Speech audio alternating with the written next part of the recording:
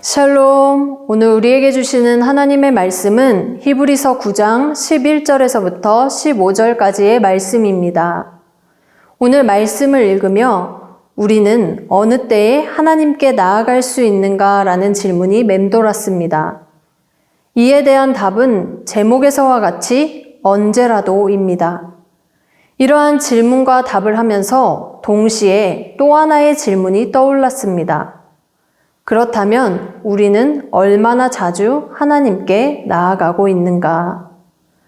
매일의 삶 속에서 하나님의 임재를 넘치도록 경험하고 계신가요? 다시금 말씀을 읽으며 우리에게 하나님께로 나아갈 길을 활짝 열어주시고 영원한 생명을 주신 예수님께 감사하는 우리 모두 되길 소망합니다. 본문의 시작인 11절 말씀부터는 예수님에 대해 설명합니다. 그리스도께서는 장래 좋은 일의 대제사장으로 오사. 그 앞부분에서는 옛 언약에 따른 이 땅의 성소와 그곳에서의 제사에 관해 이야기합니다. 누구나 언제라도가 아닌 제사장들이 항상 첫 장막에 들어가 섬기는 예식을 행했습니다. 게다가 하나님의 임재를 상징하는 둘째 장막, 즉 지성소로 나아가는 것은 매우 제한적이었습니다. 7절 말씀을 읽겠습니다. 오직 둘째 장막은 대제사장이 홀로 1년에 한 번 들어가되 자기와 백성의 허물을 위하여 드리는 피 없이는 아니하나니.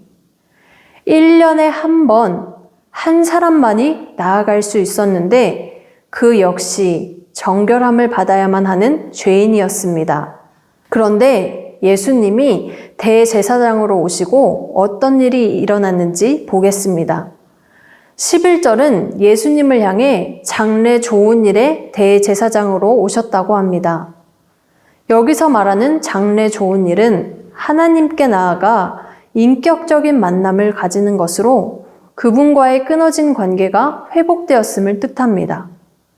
그가 이루신 일은 이 세상의 어떤 것과도 비교할 수 없는 최고의 축복이었던 것이죠. 12절 말씀을 읽겠습니다. 염소와 송아지의 피로 하지 아니하고 오직 자기의 피로 영원한 속죄를 이루사 단번에 성소에 들어가셨느니라. 송아지의 피는 대제사장인 자신을 위한 것이고 염소의 피는 백성을 위한 속죄물이었습니다. 그리고 이 피의 제사는 계속해서 반복되었죠. 그러나 예수님은 짐승의 피 대신에 자신의 피를 흘리셨습니다. 그리고 그 피의 제사는 단 한 번으로 끝났죠. 예수님은 우리 모든 사람의 죄를 친히 짊어지시고 희생의 제물이 되어주셨습니다. 그 결과 피의 제사는 반복되지 않습니다.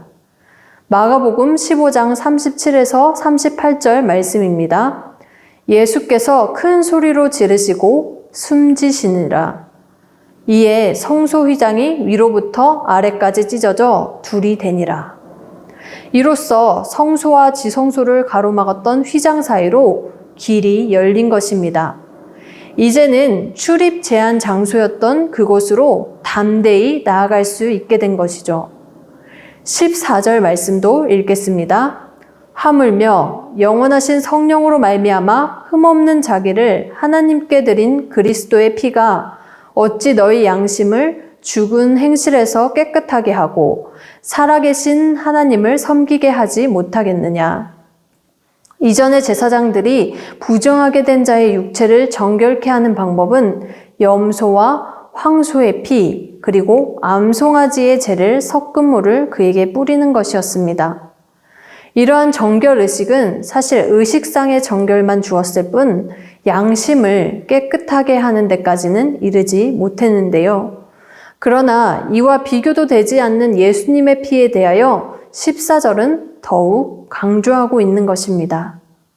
이러한 그분의 용서하심, 그분의 속죄하심은 우리가 가진 연약함이나 어떠한 장벽도 막을 수 없는 것이죠.